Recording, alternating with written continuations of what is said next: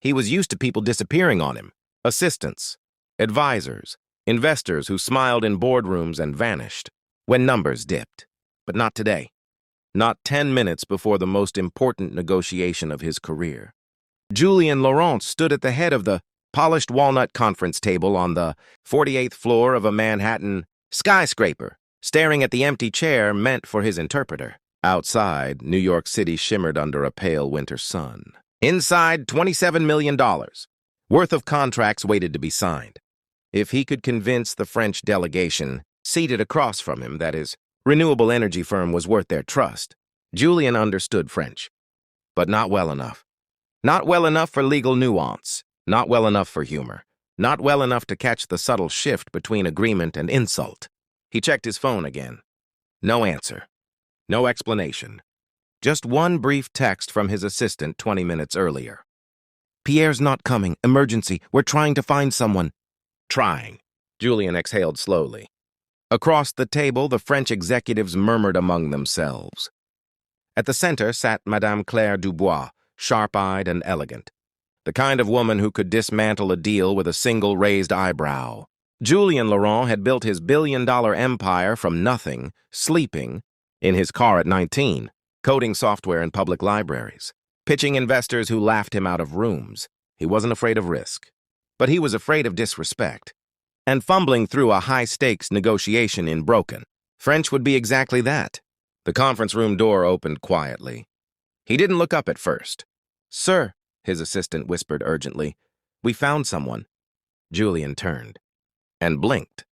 Standing in the doorway, still holding a yellow cleaning cart, was the woman who emptied the office trash every night. Her gray uniform hung loosely on her small frame. A navy headscarf covered her hair. She looked to be in her late 40s, maybe early 50s. He had passed her dozens of times in the hallway without ever learning her name. "I heard you need someone who speaks French," she said gently. Her voice was steady, clear, with a faint accent that wasn't American. The room went silent. Julien felt heat rise in his collar. This was absurd. "We appreciate the offer," he began carefully. "But this is a highly technical—" "I worked as a translator in Marseille for 12 years, she replied. "Corporate law, environmental policy, energy contracts. I moved here after my husband passed away."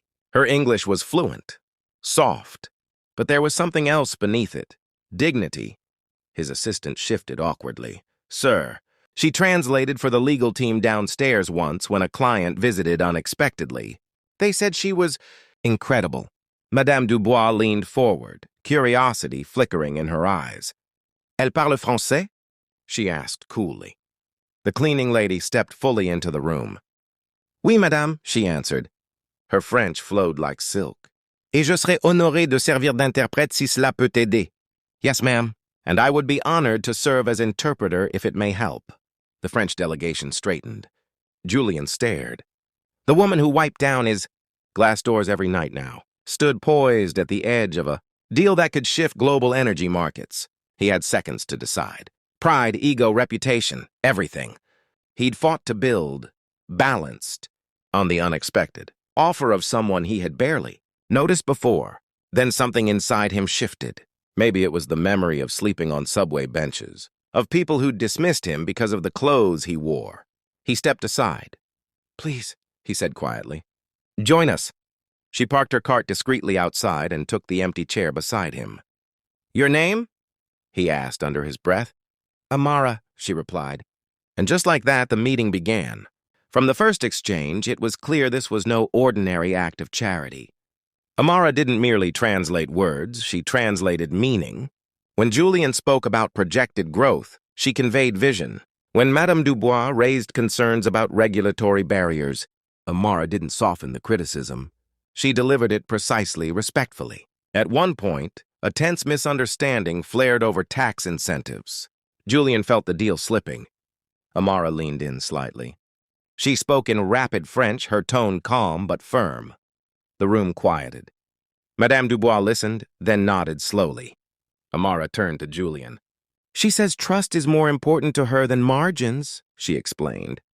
"If you are willing to structure community investment into the agreement, she believes the partnership can move forward." Julien's heart pounded. That wasn't just translation. That was insight. They broke for lunch 2 hours later. Tension dissolved into cautious optimism. Julian stood by the window while the French delegation stepped out to take calls. "You saved this deal," he said without turning. Amara smiled faintly. "You saved it." "I only carried the words." He studied her reflection in the glass. "Why are you cleaning offices?" She didn't seem offended. "When my husband died, I had to leave France to stay with my sister in Queens. My credentials didn't transfer easily. I applied for translation positions but without U.S. certifications." She shrugged gently. "Bills don't wait for paperwork." There was no bitterness in her tone. Just fact. Julian felt something unfamiliar tighten in his chest. He had spent years chasing expansion, acquisition, valuation, and here was a woman with extraordinary talent pushing a mop at midnight. Because systems failed her, the afternoon session sealed the partnership. When the final signatures were inked, applause filled the room. Madame Dubois stood and extended her hand, not to Julian first, but to Amara. "Merci," she said warmly. "Votre voix a fait la différence." Your voice made the difference. After the delegation left, the room emptied slowly. Julian remained seated. Amara rose quietly, as if ready to return to her cart and her shift. "Wait," he said. She paused. "I owe you more than thanks." "You owe me nothing," she replied gently. "You trusted me." "That is enough." But it wasn't enough. Not to him. "Come to my office tomorrow morning," he said. 10 a.m. She hesitated. "Sir, Julian," he corrected. "Julian," she said softly. The next morning, she arrived wearing the same gray uniform. His assistant tried to redirect her to HR, but Julian met her in the lobby himself. The employees stared. The billionaire CEO greeting the cleaning lady like an honored guest. In his office, sunlight spilled across glass and steel. "I reviewed your background last night," he said. "Your former firm in Marseille confirmed your experience. They spoke very highly of you." Amara clasped her hands calmly. "That was a long time ago." "It doesn't have to be." He slid a folder across the desk. Inside was an offer letter. Senior Director of International Relations. Full benefits. Competitive salary. Visa sponsorship assistance. Certification support. She didn't open it immediately. "Why?" she asked quietly. Julian didn't answer right away. "Because the truth was bigger than business. Because I know what it's like to be overlooked," he said finally. "And because talent shouldn't depend on titles." Her eyes glistened. "For years," she said softly, "I prayed not for success, but for someone to see me." The words landed heavier than any contract. Julian felt his own throat tighten. "You were never invisible," he said. "We just weren't looking." Amara accepted the position. The announcement rippled through the company. Some employees were stunned, a few skeptical. But within months, her leadership secured partnerships across Europe and West Africa. She built bridges not just between languages, but between cultures. She started a mentorship program for Immigrant, professionals struggling to transfer credentials. She insisted the company sponsor certification workshops. Opportunity shouldn't expire at customs, she told the board. Julian watched her transform boardrooms with the same quiet strength she'd once carried a mop. And slowly, the culture of his company shifted. Executives learned the names of custodial staff. Holiday bonuses extended beyond management. A scholarship fund was created for employees' families. Kindness, Julian discovered, was not weakness. It was infrastructure. One evening, months later, Julian stayed late reviewing expansion plans. He stepped into the hallway and saw a new cleaning crew working quietly. One young man looked nervous, fumbling with supplies. Julian approached him. "First week?" he asked. The man nodded. Julian smiled. "Welcome. If you need anything, let me know."